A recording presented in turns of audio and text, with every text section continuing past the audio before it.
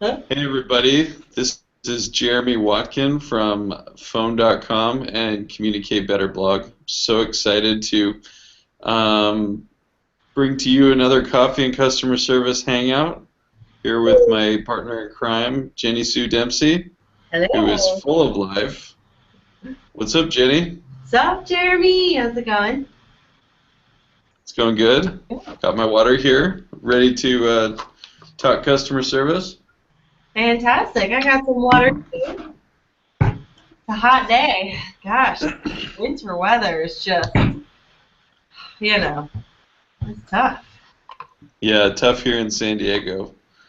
Really tough. All bundled up. I mean, What to do?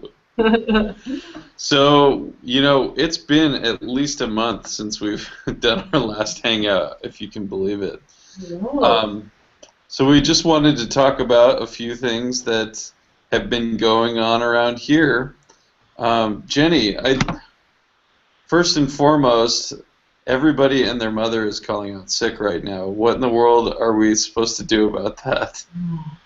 You know what? And like, I rarely get sick, and I caught that same cold that's going around, and it's a tough one.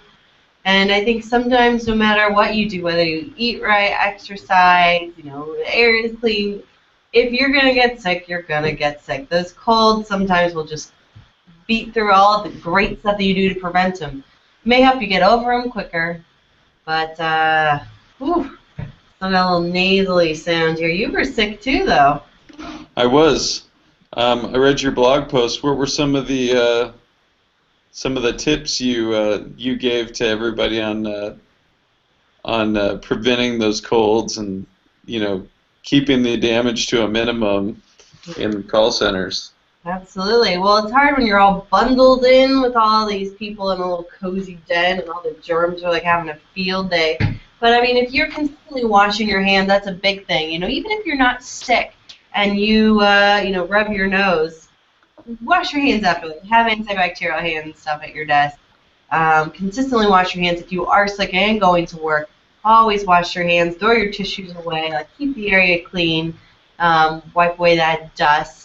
That's going to be really important. Making sure you're taking care of yourself. Like we said, eat right, exercise, vitamins. Make sure you're taking vitamin C every day. Like even when you're not sick, just because it helps build immune system. Air purifiers are another positive thing for the call center where the air is kind of not circulating very well. I know we're thinking of actually getting a couple in our CSR area, and it gets a little stale in there with all the germs too. It's just a little gross to think about it. Yeah, those are probably the biggest takeaways right there. That it's just really important to wash your hands. Like you sneeze and then you don't think about it, and then you go touch the desk and then you go shake hands with someone, or you go do this, and it's like that's why everyone gets sick because all this stuff goes here and there, and everyone's touching everything else, and you know, can't wait till cold season's over. Gross. Yeah, I'm happy to be on the mend personally. Mhm. It's brutal. Mhm.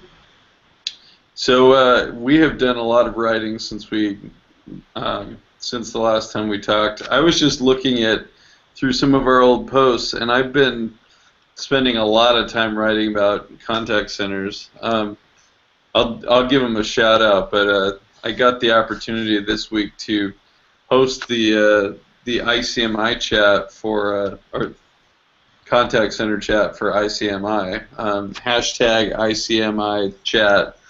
Every Tuesday at 10 o'clock Pacific time. But I got the opportunity to host it this week and talked all about contact center morale. There's lots of great stuff there. But I wanted to just talk about a few of the contact center posts I've written lately. First one, a friend of mine asked me, how do you deal with the spikes that happen in call volume in your contact center? We think we staffed well, but we still have spikes where people are waiting on hold a long time. And I mentioned two possible solutions. One was We actually use Five9 as our cloud contact center platform. And there's a really cool feature called a queue callback in there where we can allow our customers to press an option while they're waiting in queue to get a call back rather than sitting on hold. And that's been a good feature. Another one that a lot of people are using nowadays is called Phone-a-Lo. We used it in the past, and that lays over the top of your queuing system and allows your customers to go to your website, say, call customer service. The Phone-a-Lo widget waits on hold for the customer, and the customer gets a call when they're connected with an agent. So that's one way to prevent spikes. Then I talked about a couple other things that I'll just kind of gloss over here. Talked about turnover. Is it a reason for celebration? You know, Jenny, what are your thoughts on that? You know, we've lost one or two people lately, and it's hard to see them go. But in the same breath, it's nice to see them sometimes move on to a better situation for themselves. How do you feel about that when we lose folks? Well, I mean, it's always a bummer to see the good ones go, but like you said, you know, if they found another opportunity that we couldn't provide to them, why? Nothing. Then, you know, it's a positive move for them. And, you know, we should applaud ourselves. Our turnover is very low, and the ones that have left are usually for reasons like that. They just found something that is a step up, and they learned so much with us. So it's kind of it's cool to see them grow and go out into the world, but yeah, always a bummer to lose someone good. And it's also like, you know, I worked in places where it's like seasonal work back in the day, like retail stuff, and the turnover is just like it's always someone new, different things here and there, and it's like that would be exhausting. Like, we've never had to deal with that in our call center yet. I don't think we're big enough yet, but, you know, as we get more people, I don't know if that would become something that just happens for those types of situations, but I can imagine that'd be really difficult to deal with.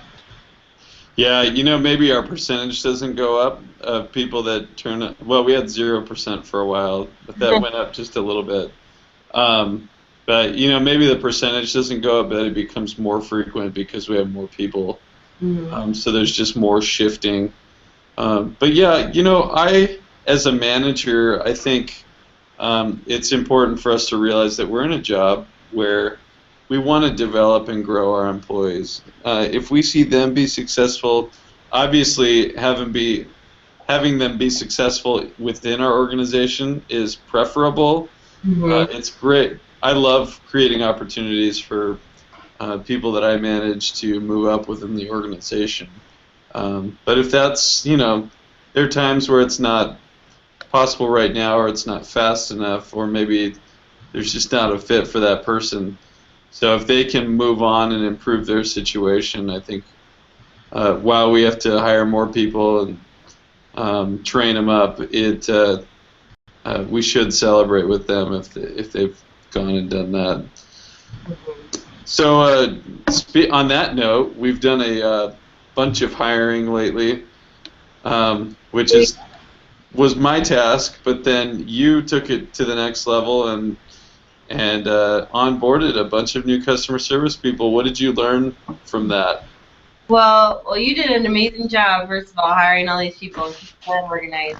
And that was onboarding 4 new customer service reps when our training is usually 2 to 3 weeks, I guess, and having to do it in 1 week across the country. And it was an exciting challenge. I had not ever done anything like that before.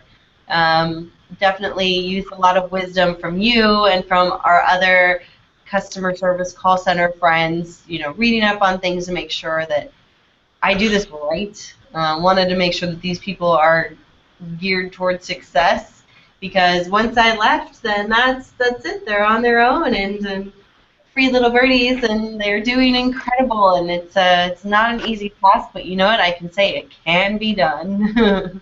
If I can do it without any knowledge and literally just researching it by reading our wonderful followers, and anyone can do it. So. Well, I think the fact that you got me out of the process was probably the reason it went so well. Well, you know what, but it also goes back to hiring the right people. If you hire the wrong people, no matter what training you give them, it's not going to work. But you did a great job hiring for our culture, hiring people that are self-motivated, reliable, and I think that's really where it begins. And then the rest is, we can train them for whatever they need. They just got to have the right foundation to really get the information. They all work well on the team, and yeah, they're 3,000 miles away in our snowy New Jersey call center now, but it's like they're right here. The rest of the team, everyone's talking with them, laughing with them. There's jokes, there's this and that, and it's really great to be able to have that with everyone. So. Yeah, definitely. Mm-hmm. Well, I did, incidentally, if anybody's watching this and is interested in learning some of my secrets for hiring customer service reps, I wrote one post on how to hire and recruit on a budget. We're not a large call center by any means, so we need to keep costs low on this hiring and recruiting. We can't pay huge finding fees to get candidates. We're often posting on Craigslist and finding candidates that way, looking for referrals, whatever. But it can be done, and you can get the right people without breaking the bank and without too much effort. And also, I wrote a post which will be up maybe later in the week about how to hire for culture, you want to hire for culture to make sure that your customers are well taken care of. So I talked a little bit about that and how we do it. So check that out. Jenny, what else is anything else on your mind these days? Well, I guess I have a question for you, because with all of the writing about all of this call center stuff, what is a couple things that have really stood out to you that you learned that were new? What's been the most impactful when you've, with all these posts that you wrote and all this new stuff that you're learning? That is a great question. On the spot or what? Well, a couple things. I think first thing, which we learned from our good friend Jeff Toyster, is it's really important to have our customer service vision established right off the bat. If we don't have that, then we're hiring people into a customer service culture that has some unknown expectations. And just like we talk about in customer service, how important expectations are, when you're coming into a new job, it's important to understand what's expected of you, what the culture is like, and having that customer service vision in place before you hire, putting it in the job post, making sure you're consistent with that, really helps candidates feel excited to come in and work for you. And I'll tell you a funny story. I had one guy who I did like an email screening before calling him, and somehow he came across our blog and a story about one of our reps who had fallen out of his chair. He's a good friend, actually, of both Jenny and me still to this day. And the guy sent me an email talking about how offended he was that we would make light of an agent falling out of their chair, which, had he been seriously injured, it might have been different. He wasn't, thankfully, and it was something that when I see him, we still laugh about it. So on that note, sometimes our culture is not for certain people. That fun, collaborative culture, I think that makes some people uncomfortable. I think it does. But it weeds them out. Yeah, definitely weeds them out. So there's definitely that. And another thing I've kind of a revelation I had in this process was that when we're interviewing candidates to find out if they're a fit for the job, I'm also more aware and comfortable with the fact that they are and they should be interviewing us as well. We don't want to hire anybody that doesn't want to work here. So we want them to feel really confident that they're coming into a place where they can grow, be empowered, be well taken care of, that they will actually enjoy the work. So I'm more comfortable than ever in the hiring and recruiting process of making sure that that really happens. And then my last thing is I've definitely made some hires on my own without consulting the rest of my team, and missed some key things. I have blind spots just like anybody, and it's been so powerful to have a team of people interviewing candidates. Having those candidates talk with their future coworkers separate from without me in the room, to let them get a really kind of a 360-degree view of what the job is going to be like. So those are a few of my takeaways. Okay, last one. I'll tell you my last one. Yeah. Just the act of sending you out to onboard those new people was a big thing for me, Jenny.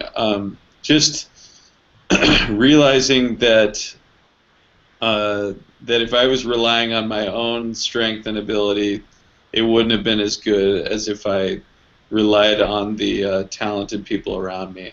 Obviously, I lean on you a ton, but you know as well as I do that pretty much every member of our team has stepped up to make this a success, and that gets me really excited because I think a lot of it's not me making people do this stuff.